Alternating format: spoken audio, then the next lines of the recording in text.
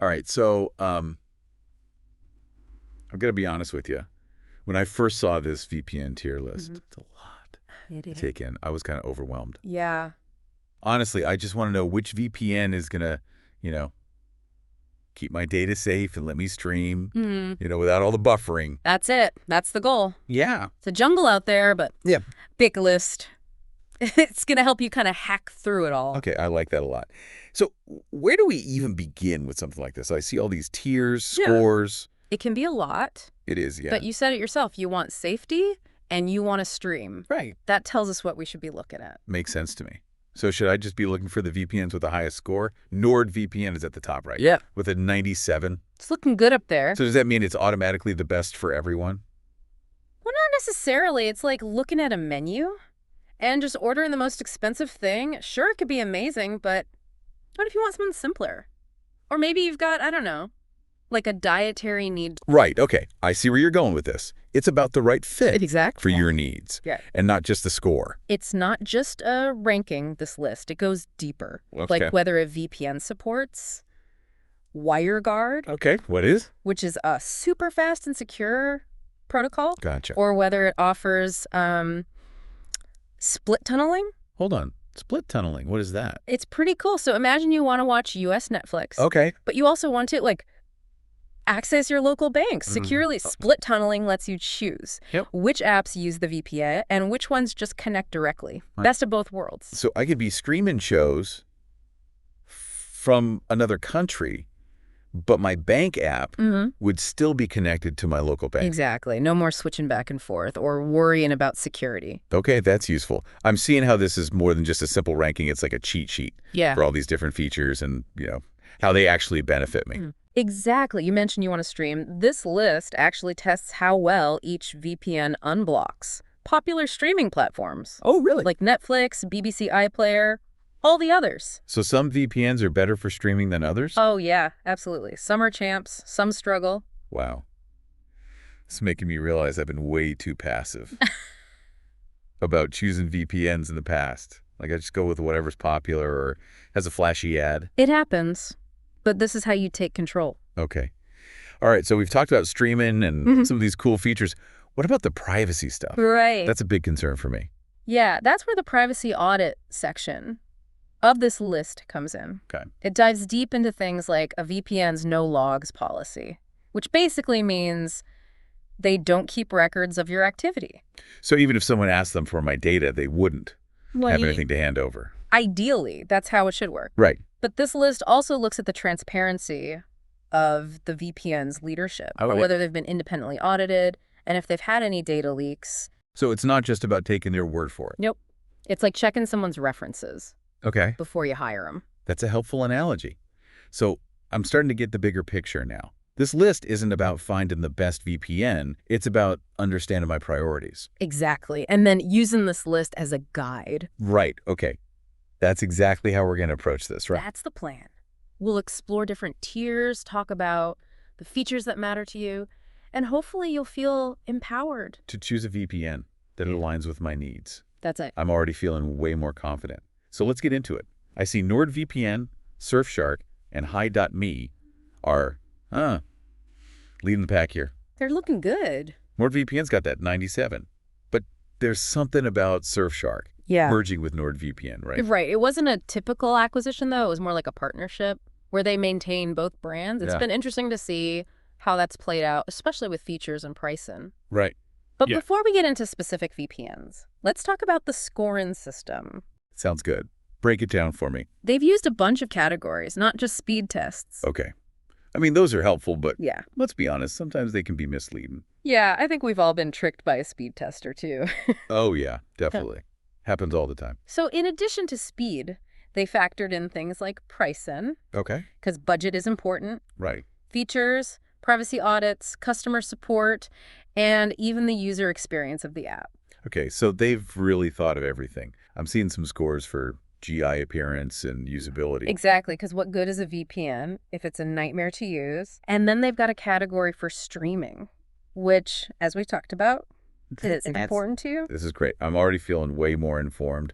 So, with all that in mind, Where do we start? Should we tackle these tiers one by one? Let's do it. And remember, even if a VPN's not in the top tier, doesn't mean it's bad. Right. It just might not be the best fit. Makes sense. Perfect. Yeah. I'm ready to unpack this. Let's start with the top tier, the S tier, as they call it. What can you tell me about these top contenders? These are the all-stars, scoring high in almost every category. All right. Give me the rundown. Who are we dealing with here? Well, as we mentioned, NordVPN's sitting pretty up there with a score of 97. They've got a huge server network, tons of features, Okay. and a strong track record on privacy. They're definitely a crowd pleaser. That makes sense. What about Surfshark?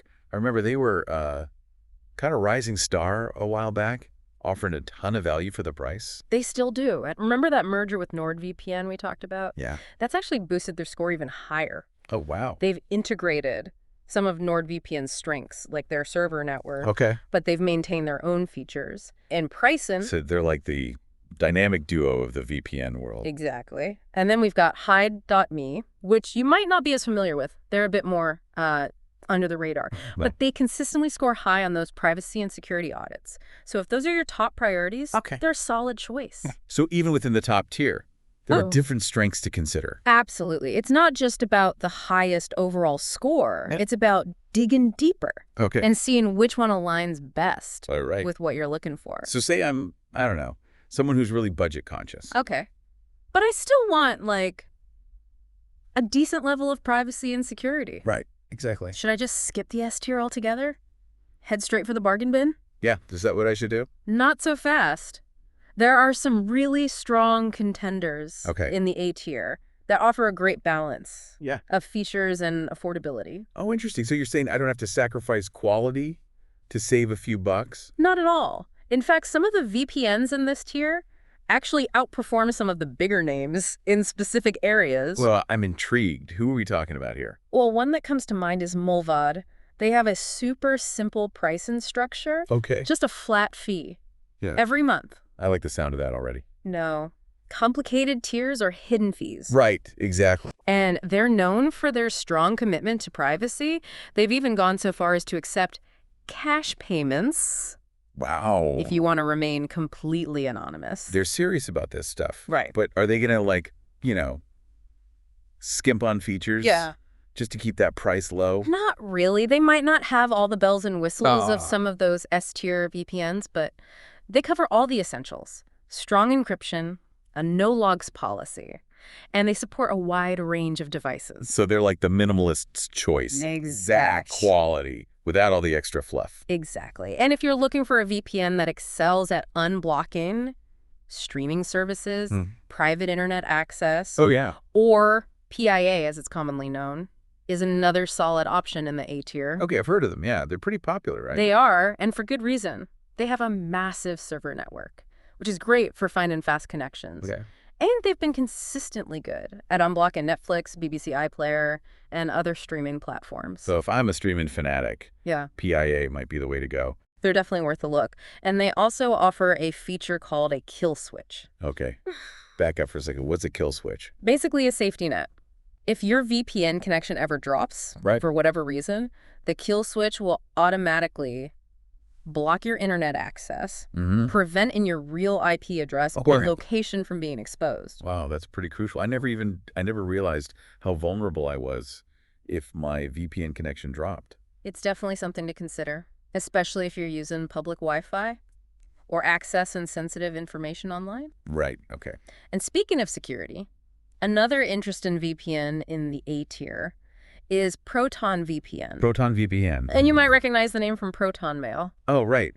I've heard of them. They're all about privacy, right? Exactly. And their VPN is no different. They have this unique feature called Secure Core, which routes your traffic through multiple servers in privacy-friendly countries like Switzerland and Iceland. It adds an extra layer of protection, making it much harder to track your activity. Okay, that sounds pretty impressive.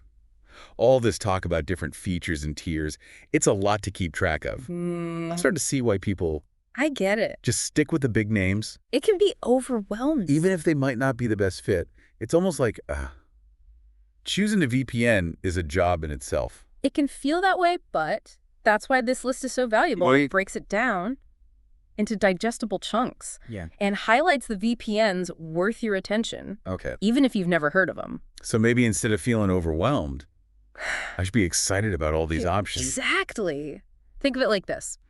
You're on a quest to find the perfect VPN, Okay. and this list is your treasure map. I like that analogy. Okay, so we've explored the S tier, the all-stars, and the A tier, the rising stars, with great value. Where do we go from here? Let's move down the list. Talk about the B tier. Okay. This is where things get a little more, Uh-oh. What do you mean by that?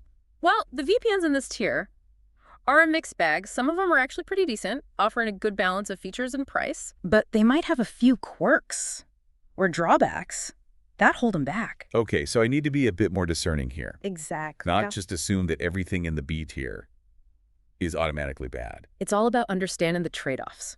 For example, you might find a VPN in this tier that's super fast, great for streaming, Okay. but they might not have the most transparent privacy policy. Right. Or you might find one that's super secure, but has a clunky user interface. So it's a balancing act. Yeah. Weighing the pros and cons It's and very- seeing what aligns with my priorities. And that's why we're doing this deep dive, to help Okay. you make those informed decisions. I'm ready. Let's dive into the B tier and see what we find. What are some of the VPNs that stand out, for better or worse? One that jumps out is Ghost. Okay. They're often marketed as a budget-friendly option, and they do have some good things going for them, like a user-friendly interface Yeah. and a decent server network. But there's a catch, right? Well, they've had some mixed reviews. In terms of speed and performance, some users report slowdowns, especially during peak hours. So they might not be the best choice for streaming if I'm trying to avoid buffering. It's something to keep in mind.